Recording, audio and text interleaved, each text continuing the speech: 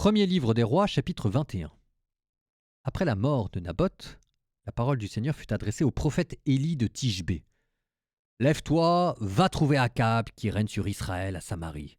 Il est en ce moment dans la vigne de Naboth, où il s'est rendu pour en prendre possession. Tu lui diras, ainsi parle le Seigneur.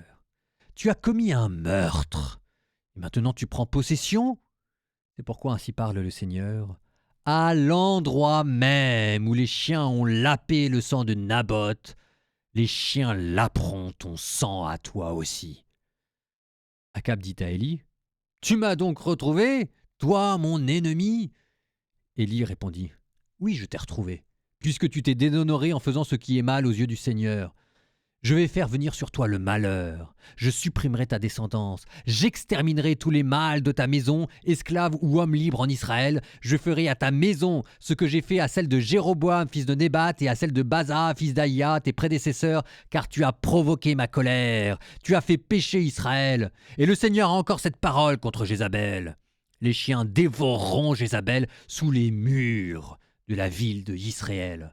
Celui de la maison d'Akab qui mourra dans la ville sera dévoré par les chiens. Celui qui mourra dans la campagne sera dévoré par les oiseaux du ciel. On n'a jamais vu personne se déshonorer comme Akab en faisant comme lui ce qui est mal aux yeux du Seigneur, sous l'influence de sa femme Jézabel. Il s'est conduit d'une manière abominable en s'attachant aux idoles, comme faisaient les Amorites que le Seigneur avait chassés devant les Israélites. Quand Akab entendit les paroles prononcées par Élie, il déchira ses habits, se couvrit d'un corps, d'une toile à sac, un vêtement de pénitence, et il jeûnait. Il gardait la toile à sac pour dormir, et il marchait lentement. Alors la parole du Seigneur fut adressée à Élie. Tu vois comme Akab s'est humilié devant moi? Puisqu'il s'est humilié devant moi, je ne ferai pas venir le malheur de son vivant. C'est sous le règne de son fils que je ferai venir le malheur sur sa maison.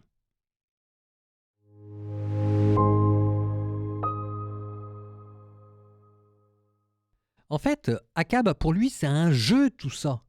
Donc il voulait un jardin potager.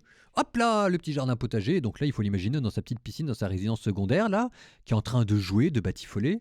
Et ensuite, il voit une sorte d'énergumène, parce que Lydie passait pour un énergumène, qui commence à dire pique-pendre. Ainsi parle le Seigneur, tu as commis un meurtre et maintenant tu es en possession. Donc c'est une sorte de spectacle pour lui.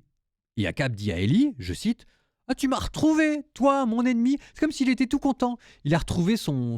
C'est un peu Louis XIII qui retrouve son Mazarin. Je ne sais pas si Mazarin était l'ennemi juré de Louis XIII, certainement pas. Mais enfin, c'est Laurel et Hardy, quoi. C'est Akab qui dit à Élie, tiens, tu m'as retrouvé, toi, mon ennemi. Il joue à Titi et Grominet.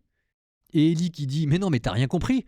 Oui, je t'ai retrouvé, mais maintenant tu vas voir ce que tu vas voir. Je veux dire, tu vas voir la manière dont tu vas mourir. Et il lui donne toute une description, je vous la relierai, mais elle fait partie de mon top 10 des morts, les pires morts dans la Bible. C'est une vidéo qui va bientôt sortir, vous irez voir, mais alors là, c'est quand même très étonnant. L'Ancien Testament, waouh! Et Akab, quand il entend qu'il va mourir, ça va être horrible, etc. À nouveau, parce qu'il est comme ça, Akab. C'est pas fondamentalement quelqu'un de méchant. C'est une crapule, mais pour lui, tout est un jeu. C'est-à-dire, c'est une sorte de désinvolture, de frivolité qui l'amène à faire des choses, mais juste hallucinantes. Et donc, quand il entend qu'il va mourir, il demande pardon. Il se couvre le corps d'une toile, un sac, il jeûne, il garde la toile pour dormir, il marche lentement, il joue le jeu, et peut-être même, et certainement d'ailleurs, il se prend lui-même à son propre jeu. Lui-même parvient à y croire.